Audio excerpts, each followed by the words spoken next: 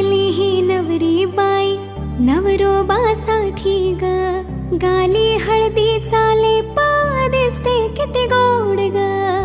आई बाबांची लाडकी सासरला जाईल ग, सुखी राहा दिल्या घरी तू रडू नको बाई ग. येणार नवऱ्याची स्वारी घेऊन मर्दानी थाट, लाडुकीला घेऊन जाईल घोड्यावर तो ग थेट.